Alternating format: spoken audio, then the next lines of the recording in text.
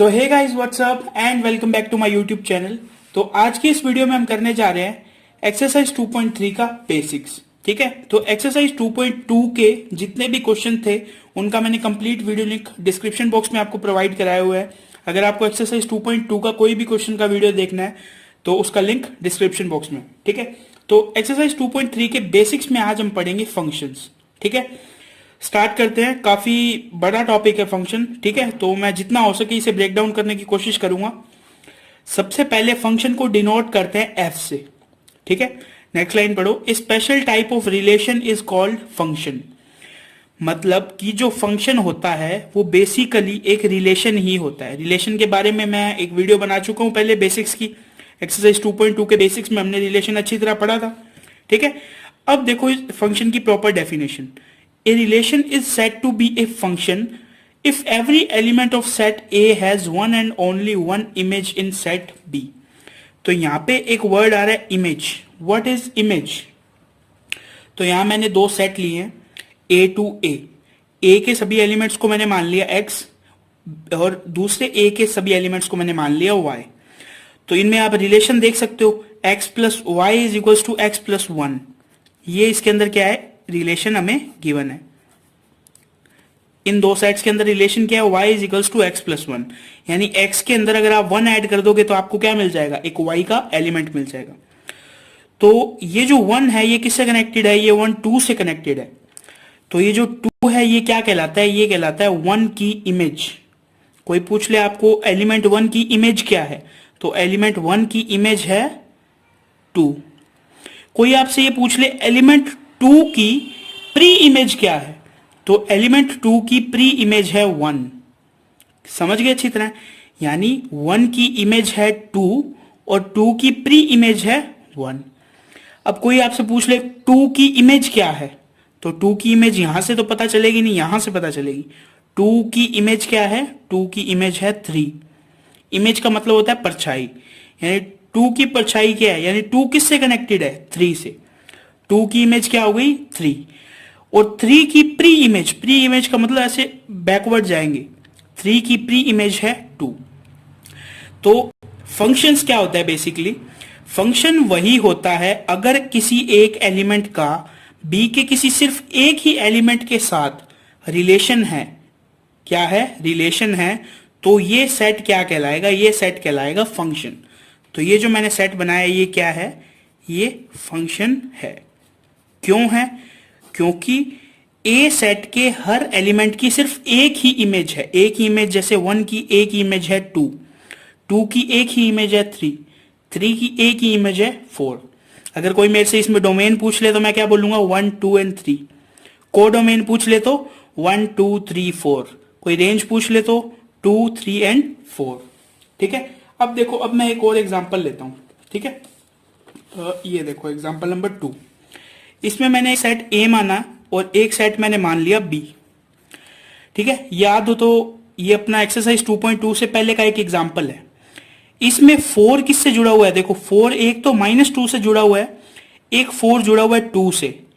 यहां आपको रिलेशन पता चल रहा है क्या है, यहां पे हमें रिलेशन गिवन है x is equals to y square. यानी y का स्क्वायर करने पे, यानी अगर आप -2 का स्क्वायर करोगे और 2 का स्क्वायर करोगे तो आपको एक ही एलिमेंट मिलेगा, क्या, 4। तो यहां पे 4 की कितनी इमेजेस हैं, यहां पे 4 की 2 इमेजेस हैं, एक तो -2 एक 2। इसीलिए ये जो फंक्शन है, ये जो रिलेशन है, ये क्या नहीं है, ये फंक्शन नहीं है। ये जो रिलेशन हमें गिवन है ये फंक्शन नहीं है। क्यों, क्योंकि फंक्शन की डेफिनेशन क्या कहती है, डोमेन के हर एलिमेंट की एक ही इमेज होनी चाहिए। लेकिन यहां पे देखो 4 की तो 2 इमेजेस हैं, इसीलिए ये फंक्शन नहीं है। ठीक है, तो अब आप लोगों में से काफी सारों के क्वेश्चन मन में क्वेश्चन आ रहा होगा कि इस टाइप से अगर दिया हो, यानी कि अगर किसी एलिमेंट की 2 प्री इमेज हो तो क्या होगा, तो भी ये एक फंक्शन होगा। तो भी क्या होगा, ये एक फंक्शन होगा। क्योंकि फंक्शन की डेफिनेशन क्या कहती है हमें, फंक्शन की डेफिनेशन कहती है डोमेन के एक एलिमेंट की एक ही इमेज होनी चाहिए। तो देखो 1 की कितनी इमेज है, 1 की एक ही इमेज है 4। 2 की कितनी इमेज है, 2 की भी एक ही इमेज है 4। 3 की कितनी इमेज है, 3 की एक ही इमेज है, वो क्या है 5। हाँ ये कह सकते हैं कि देखो 4 की प्री इमेज कितनी है, प्री इमेज यानी बैकवर्ड जाएंगे हम। 4 की प्री इमेज कितनी है, 4 की प्री इमेज है 2। यानी कहने का मतलब कोई एक रिलेशन तभी फंक्शन होगा जब डोमेन के हर एलिमेंट की सिर्फ एक ही इमेज होगी। ठीक है, तो ये हो गया बेसिकली फंक्शन। फंक्शन के बारे में मैंने आपके सारे डाउट क्लियर कर दिए होंगे। ठीक है, अब अपन चलते हैं टाइप्स ऑफ फंक्शन पे। तो अब हम पढ़ेंगे सम फंक्शन एंड देयर ग्राफ। ठीक है, तो ये पढ़ने से पहले आपको कुछ चीजें पता होनी चाहिए। उन चीजों में सबसे पहली चीज आती है what is variable and what is constant. Variable और कांस्टेंट में आपको फर्क पता होना चाहिए। ठीक है, मैं एक इक्वेशन लिखता हूं y is equals to x plus 1। इसके अंदर जो ये y एंड x है, ये दोनों क्या है, ये दोनों है वेरिएबल। वेरिएबल का मतलब है इनकी वैल्यूज जो हैं वेरी करेंगी। मैंने x की वैल्यू रखी 1, x की वैल्यू मैंने जब 1 रखी तो y की वैल्यू कितनी आ गई 2। x की वैल्यू मैंने 2 रखी तो y की वैल्यू कितनी आ गई 3। यानी x की वैल्यू चेंज करने पे y की वैल्यू चेंजेस हो रही है, y की वैल्यू में चेंजेस आ रहे हैं। ये जो x एंड y है इनको कहते हैं वेरिएबल। ठीक है, अब देखो कांस्टेंट क्या होते हैं। कांस्टेंट को डिनोट करते हैं c से। कांस्टेंट ऐसे नंबर होते हैं जिनकी वैल्यूज क्या होती हैं, जिनकी वैल्यूज होती हैं फिक्स। जैसे मैंने एक इक्वेशन लिया y is equals to x plus c, तो यहां पे मेरे को c की एक वैल्यू गिवन होगी या c की एक ही वैल्यू होगी। जैसे c is equals to 1, c is equals to 1 क्या हो गया, एक कांस्टेंट हो गया। अब मैं x और y की वैल्यू रखूंगा, c की जगह 1 रखो, y is equals to x plus 1।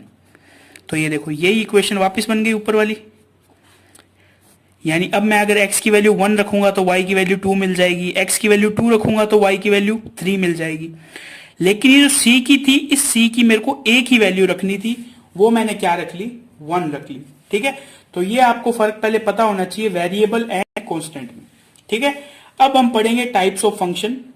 पहला फंक्शन है आइडेंटिटी फंक्शन। तो देखो फंक्शन को लिखते किस तरह, इस तरह लिखते हैं फंक्शन, और ये जो r है ये रिलेशन नहीं है, ये है सेट ऑफ रियल नंबर्स। यानी एक फंक्शन अगर real number to real number define है तो हम क्या लिखेंगे, y is equals to f x. F x का क्या मतलब है, एफ एक्स का मतलब है फंक्शन ऑफ x।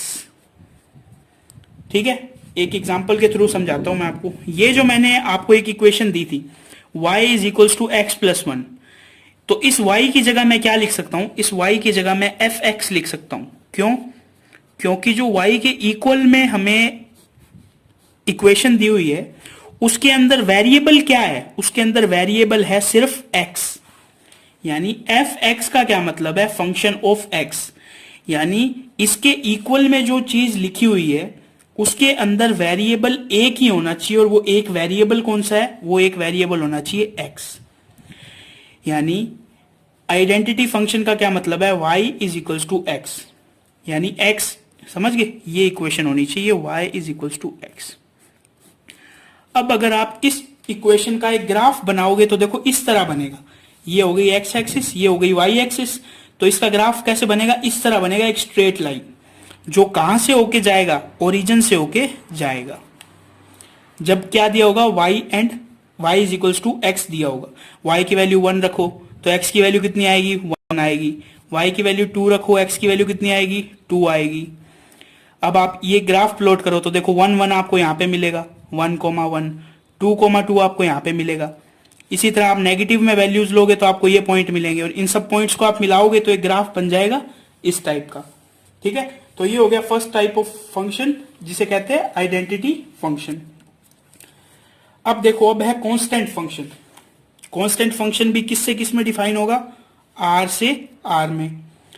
इसके अंदर हमें क्या दिया होगा, y is equals to f x, यानी एक x का फंक्शन दिया होगा इज इक्वल्स टू सी, यानी इक्वेशन क्या है, y इज इक्वल्स टू सी। अब मैंने आपको कांस्टेंट और वेरिएबल में फर्क क्या बताया था, कांस्टेंट की सिर्फ एक ही वैल्यू होती है, ठीक है। अब अगर आप y इज इक्वल्स टू सी का ग्राफ बनाओगे तो आपके पास ये देखो ऐसे एक स्ट्रेट लाइन आएगी, समझिए। अगर मैं c की वैल्यू 1 रखता हूं तो ये लाइन कहां से गुजरेगी, ये लाइन गुजरेगी 1 से। अगर मैं ये c की जगह 2 रखता हूं तो ये लाइन गुजरेगी c से, इस तरह, समझ गए। जब आप इसका ग्राफ बनाओगे तो ग्राफ किस तरह का आएगा, इस तरह का एक स्ट्रेट लाइन आएगा जो क्या होगा, एक्स एक्सिस के बिल्कुल पैरेलल होगा, ठीक है। ये हो गया हमारा सेकंड टाइप ऑफ फंक्शन। अब देखो third type of function. Third type of function है पॉलिनोमियल फंक्शन। इसको आपको याद रखने की जरूरत है, आप इसे 11th क्लास में आगे भी पढ़ोगे, अपना एक चैप्टर है इस पे। जैसे मैं आपको एक एग्जांपल लेके बताता हूं जैसे आपको याद होगा, आप x प्लस 1 का स्क्वायर किस तरह लिखते हो, या ये छोड़ो, आप a प्लस बी का स्क्वायर किस तरह लिखते हो, आप लिखते हो a square plus b square plus 2ab, इस तरह लिखते हो, ठीक है। अगर मैं यहां a और b की जगह ये लिख देता हूं x प्लस 1, तो इसका स्क्वायर आप किस तरह लिखोगे, x square plus 1 plus 2x। तो ये जो इक्वेशन बनती है जिसके अंदर सभी वेरिएबल कितना है, इसके अंदर वेरिएबल एक ही है, वो वेरिएबल कौन सा है, x, समझ गए। यानी अगर मैं आपको x की वैल्यू दे दूं तो आपके पास इस पूरे टर्म की वैल्यू आ जाएगी, समझ गए। तो ऐसा इक्वेशन जिसके अंदर एक ही वेरिएबल हो लेकिन उसके अंदर पावर्स ज्यादा हो, तो ऐसे टाइप के फंक्शन को क्या कहते हैं, पॉलिनोमियल फंक्शन, ठीक है। कुछ पॉलिनोमियल फंक्शन हमारे एनसीईआरटी में हैं जिनका हम जब इसके एग्जाम्पल करेंगे तब उनके अंदर ग्राफ बनाएंगे। आप नोट कर लो किस किस का ग्राफ बनाएंगे हम ग्राफ बनाएंगे सबसे पहले y is equals to x square का, फिर हम बनाएंगे y is equals to x cube का। ये जो दोनों ग्राफ है ये एनसीईआरटी एग्जाम्पल में है, जो कि मैं इस पे नेक्स्ट वीडियो बनाने वाला हूं, ठीक है। उसके अंदर मैं आपको इन दोनों का ग्राफ बनाना बताऊंगा, ठीक है। अब चलते हैं फंक्शन के चौथे टाइप पे। तो अब देखो चौथे टाइप का फंक्शन होता है रैशनल फंक्शन, ठीक है। इसको समझना अच्छी तरह। एक हमें फंक्शन दिया हुआ है r टू r, यानी real numbers to real number, दो सेट कौन से इनमें, रियल नंबर से रियल नंबर में। और एक हमें फंक्शन दिया हुआ है r minus 0 to r minus 0, यानी डोमेन और को डोमेन दोनों के अंदर क्या नहीं आ रहा, दोनों के अंदर हम 0 को इंक्लूड नहीं कर रहे। रैशनल फंक्शन का क्या मतलब है, दो फंक्शन का रेशो, जहां पे gx की वैल्यू 0 नहीं हो सकती, समझ गए। जैसे अपने वो पढ़ते हैं ना रैशनल नंबर, सेम उसी तरह रैशनल नंबर में p बाई क्यू होता है। यहाँ पे फंक्शन की बात चल रही है, f(x) यानी फंक्शन ऑफ x, gx यानी एक अनदर फंक्शन ऑफ x। तो इन दोनों का रेशो जो होता है उसे कहते हैं रैशनल फंक्शन। इसका भी अपना एनसीईआरटी में ग्राफ है, मैं बता देता हूं। एनसीईआरटी में हम प्लॉट करेंगे y is equals to 1/x का एक ग्राफ, ठीक है। ये एनसीईआरटी के एग्जाम्पल में है, जो कि मैं आपको नेक्स्ट वीडियो में अच्छी तरह एग्जाम्पल्स करवाऊंगा, वहां बताऊंगा, ठीक है। नेक्स्ट टाइप देखो, नेक्स्ट टाइप है the modulus function. Modulus function भी r टू r डिफाइन होता है। इसको लिखते किस तरह है, इसको लिखते हैं y is equals to f x is equals to mod x। इसको क्या बोलते हैं, मोड, या पूरा बोल दो मॉड्यूलस x। इसको शॉर्ट में क्या बोलते हैं, मोड x। मोड x का क्या मतलब है, आप x की वैल्यू चाहे पॉजिटिव रख दो चाहे नेगेटिव रख दो, इस मोड से बाहर आने पर वैल्यू क्या हो जाएगी, पॉजिटिव हो जाएगी। जैसे मैं x की वैल्यू रखता हूं 1 तो y की वैल्यू क्या आएगी, y की वैल्यू 1 आएगी। अब मैं रखता हूं x की वैल्यू -1 तो y की वैल्यू कितनी आएगी, तब y की वैल्यू 1 नहीं आएगी। यानी -1 अगर हमने इसके अंदर रखा तो वो जो ये मोड है ये उसको क्या कर देता है, पॉजिटिव कर देता है। इसी तरह x की वैल्यू रखी मैंने -2 तो y की वैल्यू क्या आ जाएगी, 2। अब आप इन पॉइंट्स को लेके अगर आप ग्राफ बनाओगे तो कुछ इस तरह का वी शेप ग्राफ बनेगा, समझ गए। तो इस टाइप के फंक्शन को क्या कहते हैं, मॉड्यूलस फंक्शन, ठीक है। अब देखो नेक्स्ट टाइप का फंक्शन, नेक्स्ट टाइप का फंक्शन है सिग्नम फंक्शन, ठीक है, बिल्कुल इजी सा है। इसमें क्या होता है, एक फंक्शन r से r तक डिफाइन है, ठीक है। इसके अंदर एक फंक्शन है जो r से r में डिफाइन है, real numbers to real number. जब x की वैल्यू 0 से बड़ी होती है तब इसकी वैल्यू क्या होती है, देखो 1 होती है। जब x की वैल्यू 0 होती है तब इस फंक्शन की वैल्यू क्या हो जाती है, 0। जब x की वैल्यू 0 से कम होती है तब इस फंक्शन की वैल्यू हो जाती है -1। यानी देखो इसकी वैल्यू जो है वो हमेशा क्या रहती है, -1। जैसे ही x इज इक्वल्स टू 0 हुआ, ये क्या हो गई, ये देखो 0 हो गई। जैसे ही x की वैल्यू, देखो यहाँ x की वैल्यू बढ़ रही है, जैसे ही x की वैल्यू बढ़ना स्टार्ट हुई, इसकी वैल्यू कितनी कांस्टेंट हो गई, 1 हो गई। ठीक है, तो इस टाइप के फंक्शन को हम क्या कहते हैं, सिग्नम फंक्शन। अब देखो लास्ट टाइप ऑफ फंक्शन जिसे कहते हैं ग्रेटेस्ट इंटीजर फंक्शन। इसे लिखते किस तरह है, देखो y इज इक्वल्स टू, ठीक है, क्लोज्ड ब्रैकेट में क्या लिखते हैं, x लिखते हैं। इसमें देखो एक इंटरेस्टिंग सा टॉपिक है, अगर x की वैल्यू 0 से 1 के बीच में हुई तो ये जो ब्रैकेट है वो उसकी वैल्यू क्या कर देगा, 0 कर देगा। यानी 0 से 1 के बीच की सभी वैल्यूज को क्या कर देगा, ये 0। 1 से 2 के बीच की सभी वैल्यूज को क्या कर देगा, ये 1 कर देगा।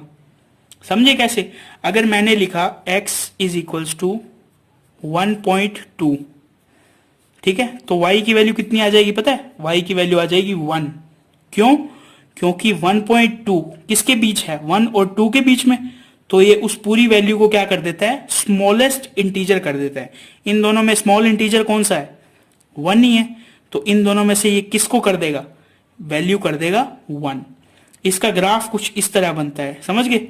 बीच में गैप्स क्यों है, क्योंकि जो बीच की सभी वैल्यूज थी उसको इसने क्या कर दिया, जैसे 2 और 3 की सभी वैल्यूज को इसने क्या कर दिया, 2 कर दिया। देखो ये 2 के इक्वल है, 2 से 3 के बीच की सभी वैल्यूज को क्या कर दिया, 2। 1 से 2 के बीच की सभी वैल्यूज को इसने क्या कर दिया, 1। समझ गए। तो ये थे हमारे 7 टाइप के फंक्शंस, ठीक है। अब अपन पढ़ेंगे जो फंक्शन के बीच अलजेब्रा होती है वो किस तरह वर्क करती है, ठीक है। अब देखो, अब पढ़ेंगे हम अलजेब्रा ऑफ रियल फंक्शन, ठीक है। बिल्कुल सिंपल सा टॉपिक है। देखो अगर हमें एडिशन करना है f प्लस जी एक्स, यानी दो फंक्शन हमें दिए हुए f एंड g, इन दोनों को हम ऐड कैसे कर सकते हैं, इन दोनों के इंडिविजुअल फंक्शन जो है उनको ऐड करके हम क्या निकाल सकते हैं, इनका एडिशन निकाल सकते हैं। इसी तरह देखो f माइनस जी एक्स का सब्ट्रैक्शन, यानी दो फंक्शन का सब्ट्रैक्शन किस तरह निकाल सकते हैं, दोनों इंडिविजुअल फंक्शंस को सब्ट्रैक्ट करके, ठीक है। अब देखो मल्टीप्लीकेशन बाय ए स्केलर, यानी सब स्केलर क्या होता है, स्केलर होता है कोई भी एक कांस्टेंट। कांस्टेंट मैंने आपको अभी थोड़ी देर पहले बताया क्या होता है।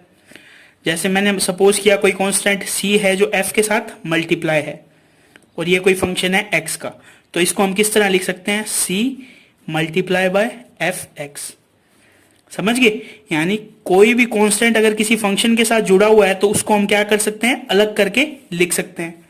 अब देखो multiplication of two real function, यानी कोई दो फंक्शन है f एंड g, उन दोनों को मल्टीप्लीकेशन कैसे कर सकते हैं, उन दोनों को मल्टीप्लीकेशन हम कर सकते हैं उनके इंडिविजुअल फंक्शंस को आपस में मल्टीप्लाई करके। समझ गए। जैसे f कोई एक फंक्शन दिया हुआ है y is equals to x, ये एक फंक्शन दिया हुआ है, कोई एक फंक्शन दिया हुआ है g हमें क्या दे रखा है, y is equals to x plus 1। तो अब हमें अगर एफ जी एक्स निकालना है तो कैसे निकालेंगे, f x multiply by g x. समझ गए। और अब हम क्या करेंगे, एफ एक्स क्या दिया हुआ है, एक्स, और जी एक्स क्या दिया हुआ है, एक्स प्लस 1। इनको आपस में मल्टीप्लाई कर दो, क्या आ गया, एक्स स्क्वायर प्लस एक्स। ये क्या आ गया, ये आ गया इन दोनों फंक्शंस का मल्टीप्लीकेशन, ठीक है। अब देखो quadrant of two real function, quadrant का क्या मतलब होता है, क्वाड्रेंट का मतलब होता है डिवीजन। दो फंक्शंस का डिवीजन किस तरह करेंगे, यानी f बाय जी एक्स को हम क्या लिख सकते हैं, f x by g x. समझ गए। जहां पे where g x is not equals to zero. G x की वैल्यू कभी जीरो नहीं होनी चाहिए। अगर जी एक्स की वैल्यू जीरो हो गई तो ये क्या हो जाएगा, अनडिफाइंड हो जाएगा। समझ गए? तो ये तो मैंने आपको एक एग्जाम्पल दिया था। ठीक है, ये हो गया हमारा एक्सरसाइज 2.3 का बेसिक्स। मेरे को पता है काफी लंबी वीडियो है और काफी सारी चीजें हैं जो आपको अभी समझ भी नहीं आई होंगी। ठीक है, तो मेरा तो कहना यही है कि आप इस वीडियो को एक बार फिर से देख लो, अच्छी तरह चीजें समझ लो। इससे नेक्स्ट वीडियो मैं बनाऊंगा एक्सरसाइज 2.3 से पहले के एग्जाम्पल्स पे, तो जिसमें आपको सारी बात अच्छी तरह समझ में आ जाएगी। ठीक है, आज की वीडियो में इतना ही रखते हैं, मिलते हैं नेक्स्ट वीडियो में। अगर आपका अभी भी कोई डाउट हो इनसे रिलेटेड तो आप उन्हें कमेंट सेक्शन में पूछ सकते हैं, मैं हर कमेंट का रिप्लाई जरूर करता हूं। तो बस आज की वीडियो में इतना ही। Thanks for watching.